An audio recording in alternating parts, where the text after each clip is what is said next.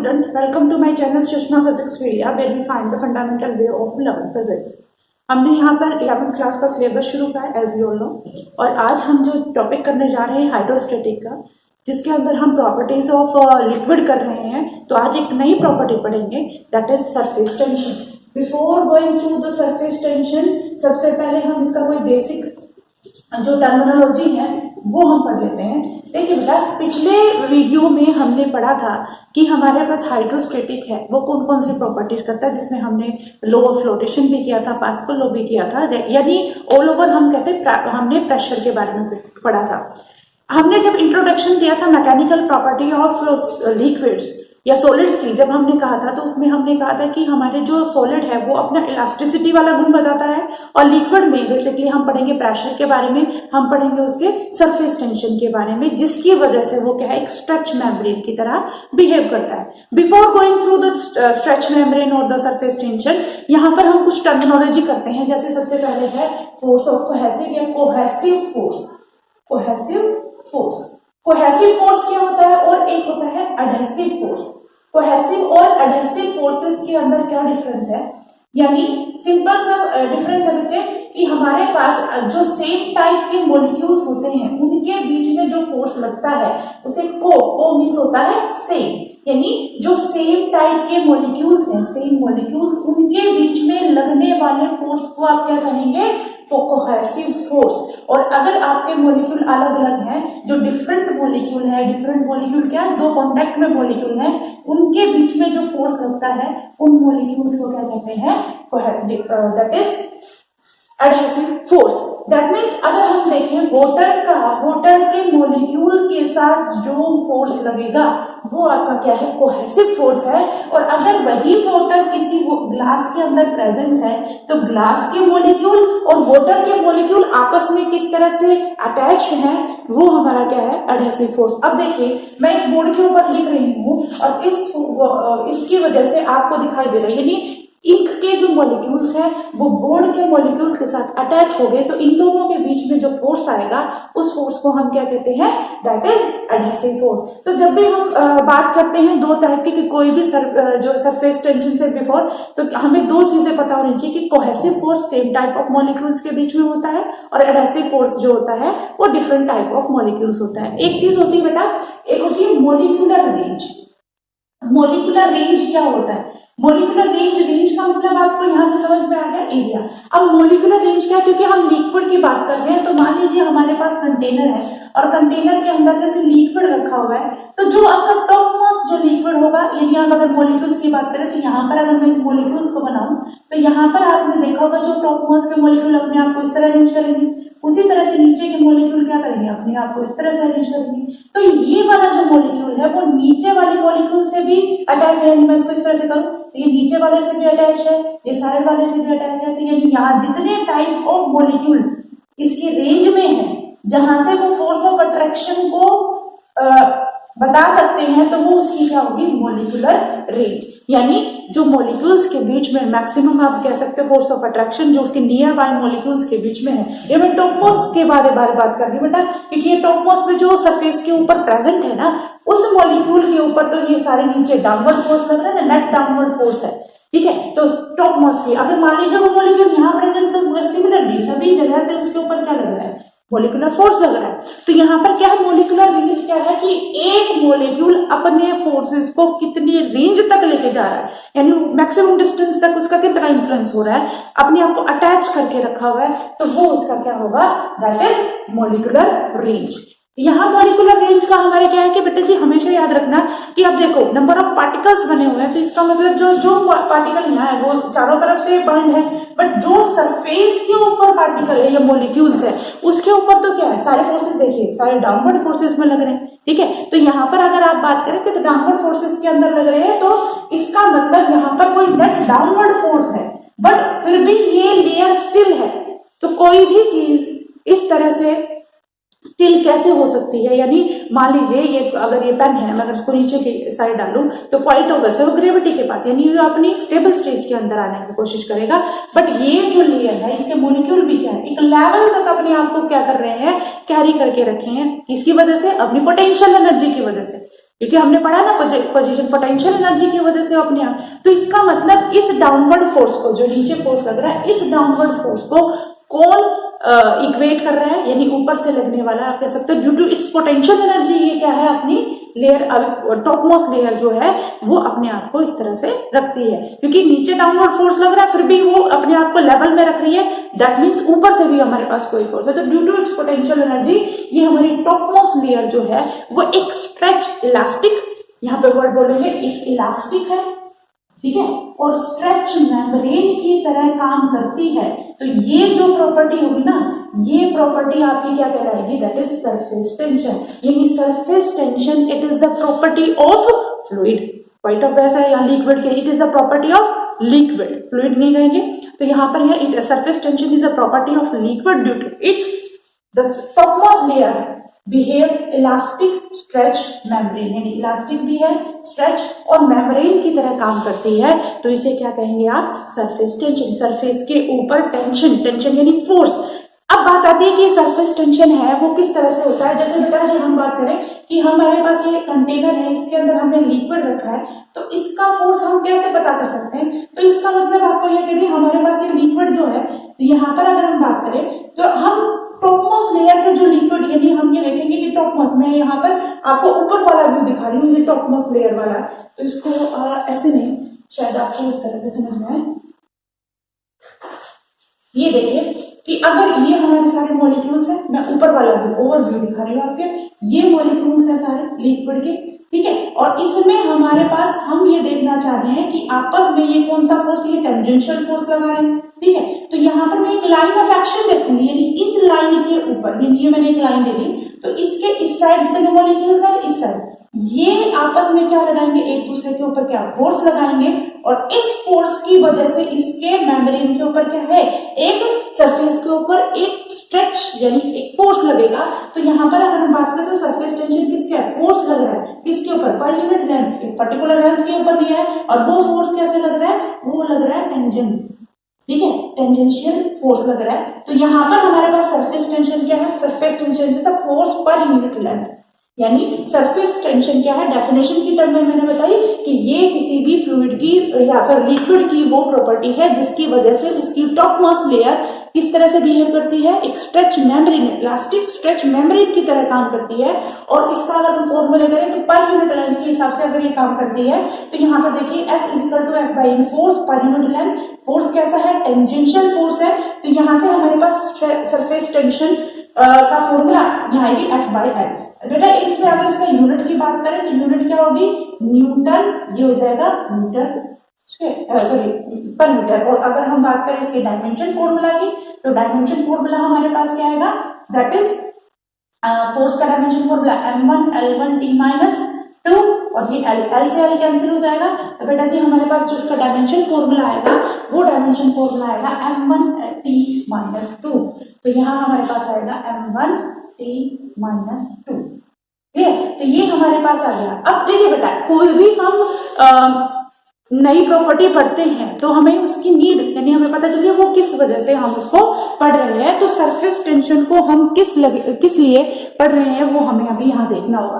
तो देखिए बेटा जी सरफेस टेंशन इसकी वजह से क्या होता है कि हमारी जो लिक्विड होती है उसकी टॉपमोस्ट लेयर कैसे बिहेव करती है, एक स्ट्रेच मेम्ब्रेन की तरह बिहेव करती है। अब ये स्ट्रेच मेम्ब्रेन को हम कैसे फील कर सकते हैं, और इसका फॉर्मूला हमने कहा कि इसका होता है फोर्स पर यूनिट लेंथ।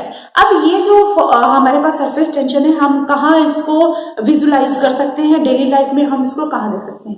तो बेटा जी सरफेस टेंशन की वजह से सबसे इंपॉर्टेंट आपका जो है इसकी प्रॉपर्टी, सरफेस टेंशन की वजह से कोई भी आपका जो लिक्विड है वो क्या करता है, to acquire minimum surface area. Surface tension की वजह से वो क्या करना चाहेगा, मिनिमम सरफेस एरिया को क्या करना चाहेगा, अटेंड करना चाहेगा, ये कम से कम कितना, जैसे अगर मान लीजिए आपके पास एक वाटर की ड्रॉप है, अगर आप उसको डालोगे तो एक बार तो फ्लैटेंड होगी, फिर धीरे धीरे धीरे करके आपको देखो अपनी शेप को क्या करती है, स्फेरिकल कर देती है। तो वाटर ड्रॉपलेट हमेशा क्या है, और किसी शेप में नहीं होती, वो क्या स्फेरिकल होती है। तो वहां पर हमारे पास क्या होता है कि ये एक तरह से मैंने कहा ना स्ट्रेच मेम्ब्रेन, यानी एकदम अपने आप को एक स्ट्रेच मेम्ब्रेन की तरह करती है ताकि कम से कम एरिया को एक्वायर करे। और स्फेरिकल में अगर आप देखें तो स्फेरिकल शेप में वो क्या आती है, कम से कम एरिया को एक्वायर कर पाती है as compare to other figures. तो यहाँ पर क्या है, इसकी सबसे बड़ी जो है प्रॉपर्टी ये है कि ये क्या करती है, ये एक्वायर करना चाहती है कम से कम, जो अब कोई भी ऑब्जेक्ट नहीं, कोई भी आपका लिक्विड जो है वो एक्वायर करना चाहता है मिनिमम सरफेस एरिया। और अगर मिनिमम सरफेस एरिया है वो क्यों अटेंड करना चाहिए, क्योंकि उसके मॉलिक्यूल्स जो हैं अपने आप को रीअरेंज करके जितना कम स्पेस घेरना चाहे उतना कर सकते हैं। इसी प्रॉपर्टी को हमने क्या पढ़ा है, सरफेस टेंशन, यानी इसी की वजह से आपका जो स्फेरिकल ड्रॉप होती है, जो ड्रॉप्स होती हैं लिक्विड ड्रॉप, वो हमेशा अपने आप को स्फेरिकल शेप में करते हैं। अच्छा, कई बार आपने देखा होगा जो शेविंग ब्रश होती है या फिर आपके पास पेंटिंग ब्रश होती है, तो जैसे ही आप उसको वाटर के अंदर डिप करते हो तो वो क्या होता है, उसके ब्रशेस इस तरह से हो जाते हैं, यानी वाटर के अंदर डिप करें तो ये ब्रशेस अपने आप को इस तरह से खोल लेते हैं वाटर के अंदर, और जैसे ही आप उसको वाटर से बाहर निकालोगे तो ये अपने आप को क्या है, एक मिनिमम सरफेस एरिया को एक्वायर करते हैं। तो ये भी हमारा क्या होता है, सरफेस टेंशन की वजह से, कि जैसे हम लिक्विड के अंदर उसको डिप करते हैं तो उसके अंदर क्या है, वाटर के मॉलिक्यूल्स आ जाते हैं, वो उसको क्या है, जितना ज्यादा, यानी यहाँ पर देखिए अगर मॉलिक्यूल के यहाँ पर हम डिप करेंगे तो इसका मतलब हर तरफ से उसका फोर्स ऑफ अट्रैक्शन लगेगा और हर मॉलिक्यूल उसको क्या करेगा, अपनी ओर खींचेगा, ठीक है। बट जैसे ही हम उसको ऊपर लेके जाते हैं, यानी हमने वाटर के बाहर उसको निकाल लिया, तो उस केस में क्या होता है कि वो एक्वायर करना चाहेगा minimum surface area due to surface tension. तो यहाँ पर हमारे पास क्या है, वो एकदम से चिपक जाते हैं, आपने ये नोटिस किया होगा।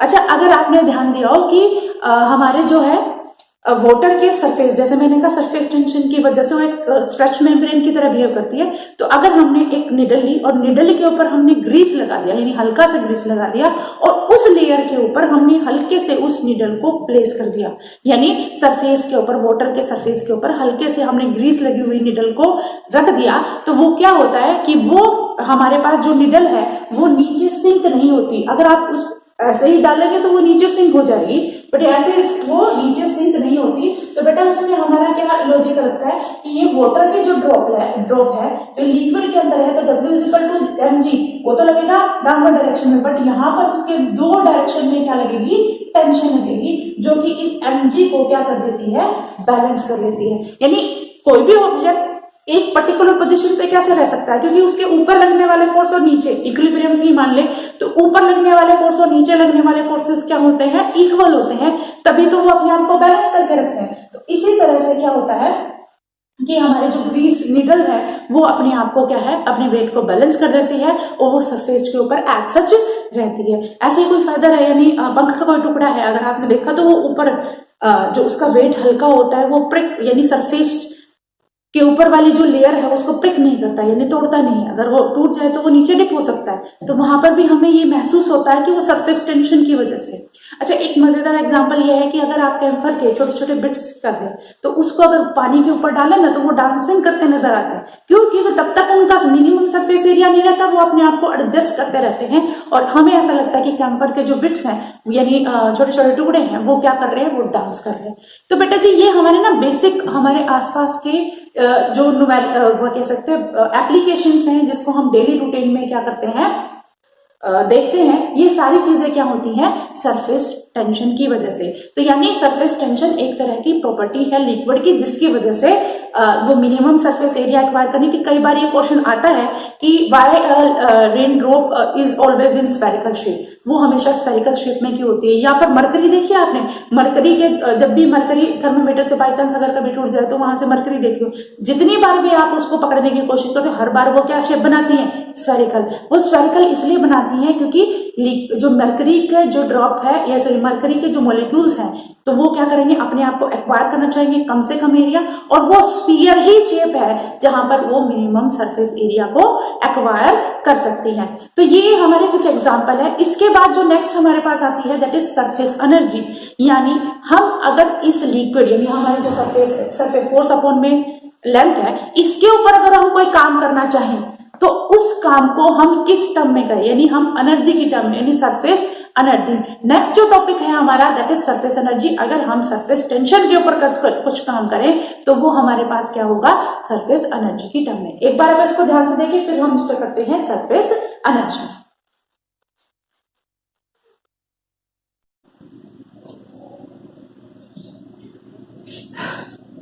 सरफेस टेंशन के बारे में अभी पढ़ा, तो एक है factor affecting the surface tension.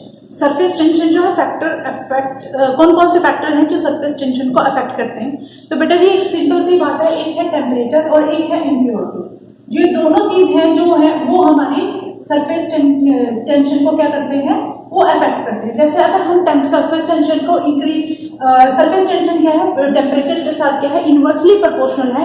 That means अगर सरफेस टेंशन टेम्परेचर इंक्रीज होगी तो सरफेस टेंशन क्या होगा, डिक्रीज होगा। तो यहाँ पर आप ये कह सकते हैं कि सरफेस टेंशन में ऐसे डिनोट कर रही हूँ, that is inversely proportional to the temperature. इसका एक एग्जांपल है बेटा, जैसे हम कपड़े वगैरह धोते हैं तो उसमें क्या करते हैं, गर्म पानी में उसको डिप करके रखते हैं तो उसका जो डर्ट है वो इजीली निकल जाता है। तो वहां पर क्या है, हम ये कह सकते हैं कि हमारा जो टेम्परेचर है, टेम्परेचर गर्म पानी है उसका टेम्परेचर इंक्रीज है, तो वहां पर क्या है, सरफेस टेंशन क्या हो जाएगी, किसकी, डर्ट की सरफेस टेंशन कम होगी। डिटर्जेंट के मॉलिक्यूल क्लॉथ के मॉलिक्यूल के साथ इजीली क्या कर सकते हैं, अट्रैक्ट कर सकते हैं और अटैच हो सकते हैं, और उसके बाद क्या है वो हमारी डर्ट को क्लॉथ के अंदर से निकाल सकते हैं। और अगर आपने एग्जांपल है कि अगर हमारे पास ऑयल ड्रॉप है, ऑयल ड्रॉप को अगर आप ठंडे पानी के अंदर डालेंगे तो वो ड्रॉप के टर्म में बन जाएगी, और अगर आप गर्म पानी के ऊपर डालेंगे तो वो क्या है, फिल्म के तौर पे बन जाएगी, क्योंकि गर्म पानी यानी टेम्परेचर उसका हाई है, टेम्परेचर अगर ज्यादा है तो उसका सरफेस टेंशन कम है। तो इस केस में हमारे पास क्या है, एग्जाम्पल है। और इसी तरह से आप कह सकते हो कि टेम्परेचर के साथ जो है सरफेस टेंशन क्या हो जाएगी, कम हो जाएगी। इम्प्योरिटी के साथ जो है सरफेस टेंशन का क्या है, डायरेक्टली रिलेशन है कि जैसे जैसे इम्प्योरिटी इंक्रीज होगी तो सरफेस टेंशन भी इंक्रीज होगा। These are the two main factor on which the surface tension is depend. Now the next topic is surface energy.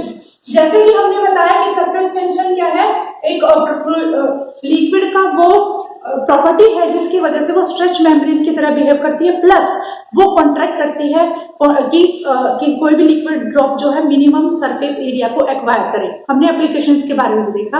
अब इसके बाद क्या है कि मान लीजिए अब हमें देखना है कि हमें सरफेस एनर्जी का मतलब क्या है, और हम यहाँ पर करने की कोशिश कर रहे हैं। जैसे हमारे पास एक फ्रेम है, ठीक है, इसकी लेंथ L है और यहाँ पर हमने एक सरफेस फिल्म बना ली। सरफेस फिल्म का मतलब यहाँ पर हमने एक सरफेस फिल्म बना ली। अब इसकी सरफेस टेंशन की वजह से क्या करेगा, ये एक्वायर करना चाहेगा मिनिमम सरफेस एरिया। हमने ये एक स्लाइडर लगा दिया, और स्लाइडर लगाने के बाद क्या है कि अगर मैं इसको इस साइड फोर्स करूं, फोर्स लगाने के बाद क्या होगा कि यहाँ पर हमारे पास क्या है, ये मिनिमम सरफेस एरिया को एक्वायर करेगा। तो मान लीजिए मैंने इसके ऊपर यहाँ पर F फोर्स लगाया, फोर्स लगाने के बाद इसने डिस्प्लेसमेंट किया S। तो बेटा जी यहाँ पर ये देखिए कि हमने क्या किया है, surface area, surface tension acquire करना चाहता है मिनिमम सरफेस एरिया की, फिल्म को फिल्म बने रहने देना चाहता है।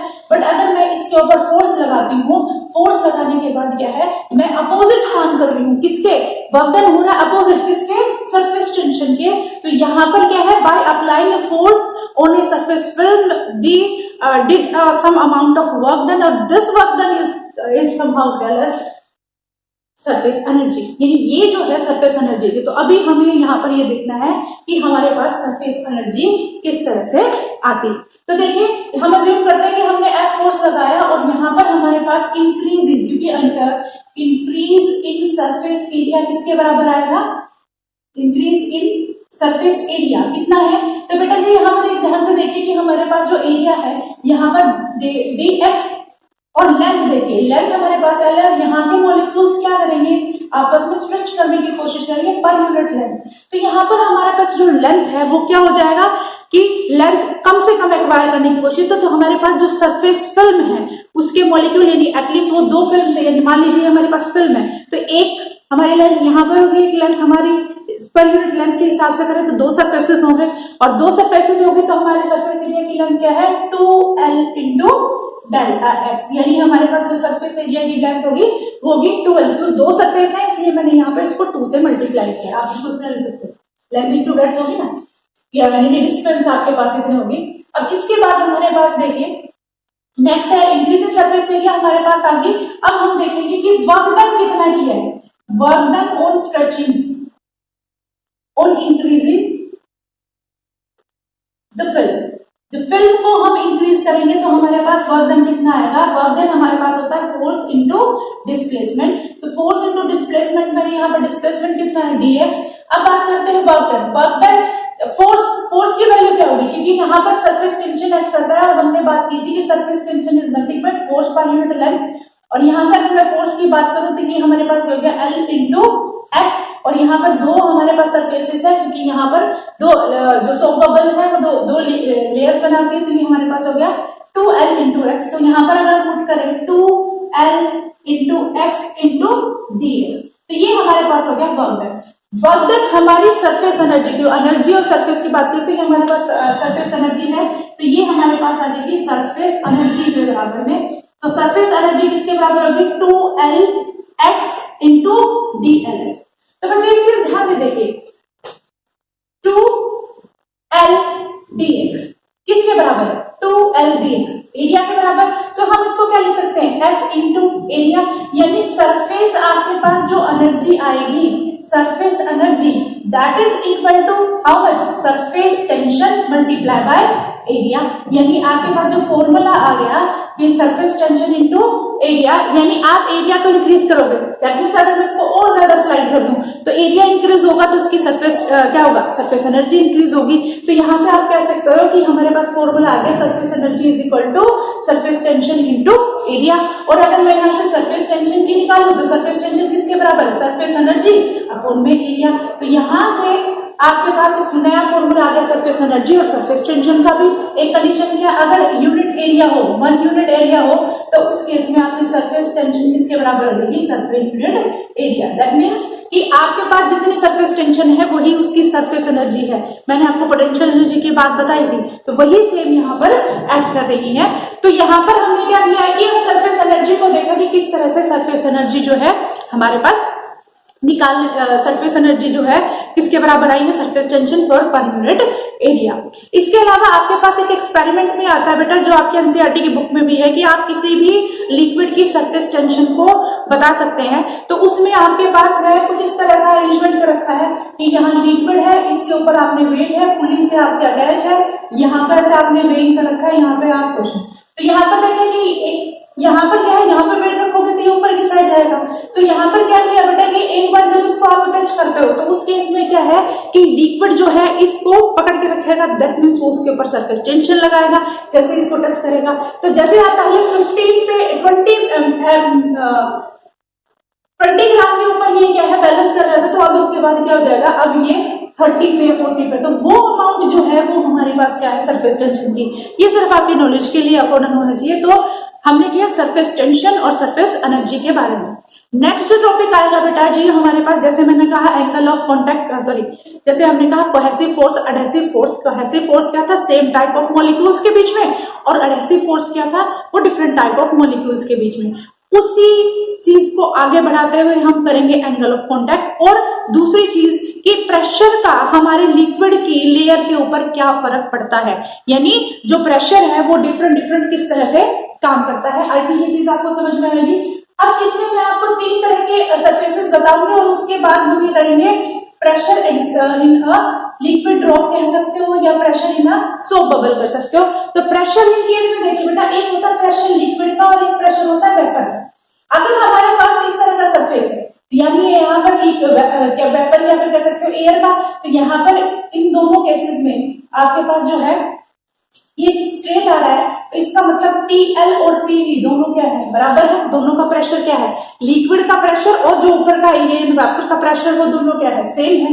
दूसरा चीज है, अगर हमारे पास सरफेस कुछ इस तरह से आ रहा है, यानी ये क्या होगा, कन्वेक्स। अगर हमारे पास कन्वेक्स शेप का आ रहा है तो इस केस में एक्सेस प्रेशर कहाँ होगा, इसको आप लिख सकते हो एक्सेस प्रेशर। तो एक्सेस प्रेशर किस तरह से आएगा इस केस में, तो यहाँ पर देखिए बेटा, इस पॉइंट के ऊपर देखिए, इस पॉइंट के ऊपर जो सरफेस टेंशन है, हमने क्या कहा था, सरफेस टेंशन हमेशा टेंजेंट डायरेक्शन में काम करता है, ये हो गया।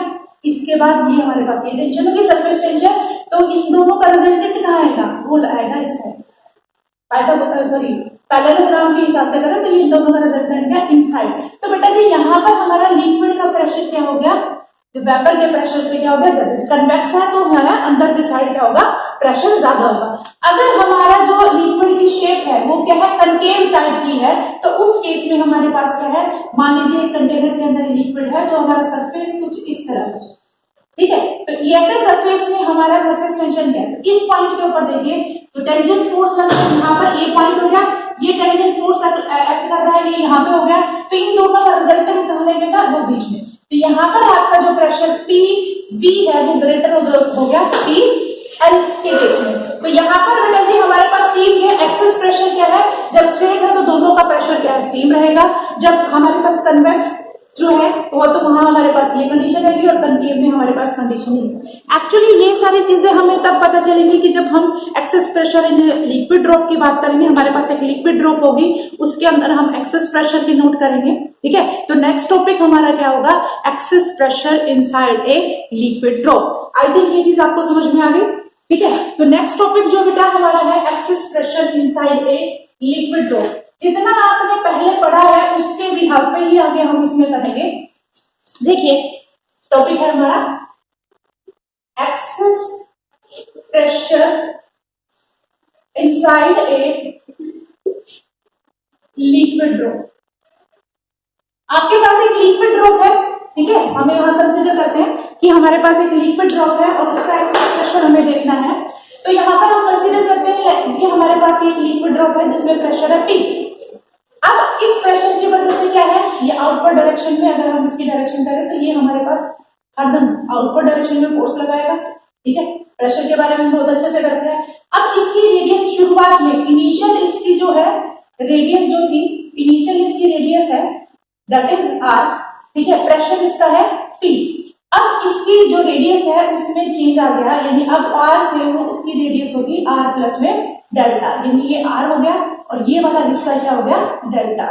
यानी इस एक्सेस प्रेशर की वजह से, जिसकी वजह से लिक्विड पूरा प्रेशर अपनी चेंज, लिक्विड अपनी शेप चेंज करना चाह रहा है। तो यहाँ पर हमने एक लिक्विड ड्रॉप लिए, यहाँ पर बेटा जी मैंने लिक्विड ड्रॉप लिए, ध्यान दीजिएगा, लिक्विड ड्रॉप ली है, इसके अंदर एक्सेस प्रेशर पी है और यहाँ पर उसकी रेडियस आर है, कि इस एक्सेस प्रेशर की वजह से इसकी जो रेडियस है वो चेंज होगी है डेल्टा आर में। तो सबसे पहले इसका इनिशियली अगर बात करें, इनिशियली इसका सरफेस एरिया है, वो सरफेस एरिया किसके बराबर होता है, वो होता है 4 पाई आर स्क्वायर, ठीक होता है, ठीक है। तो ये हमारे पास इनिशियली है।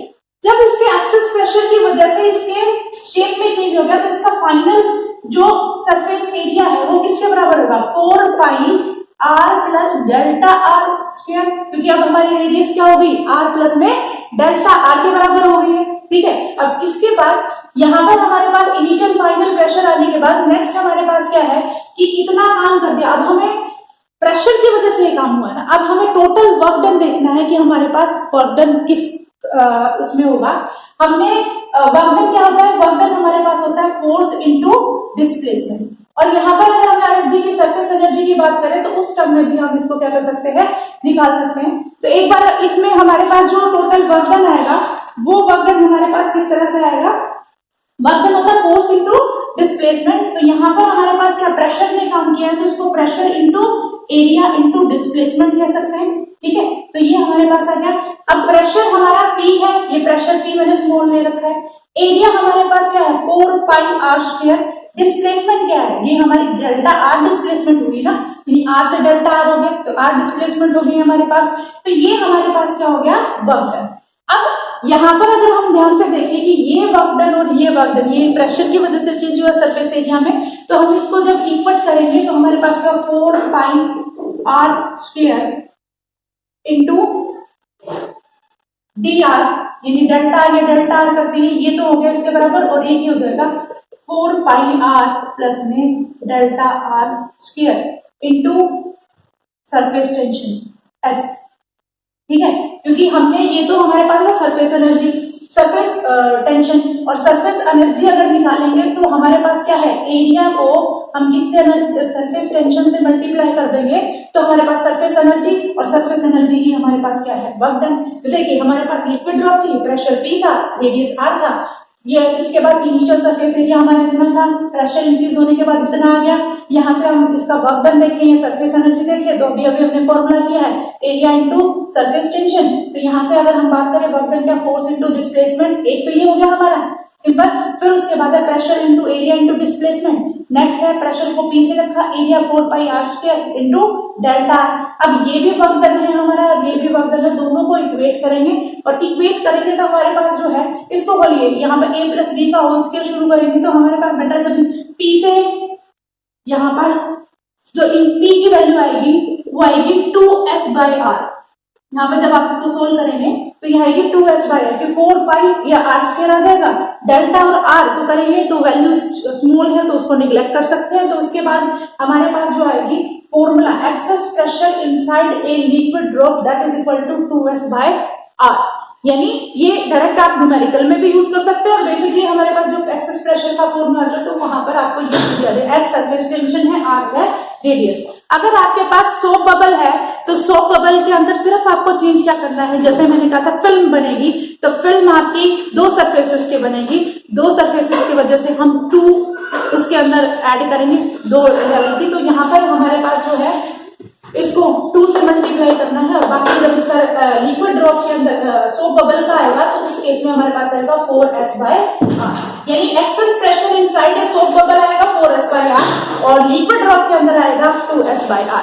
यानी हमने अभी आज टॉपिक किया है सरफेस टेंशन, सरफेस एनर्जी और access pressure inside liquid drop and liquid drop के साथ साथ भी है सोप बबल। तो आज के लिए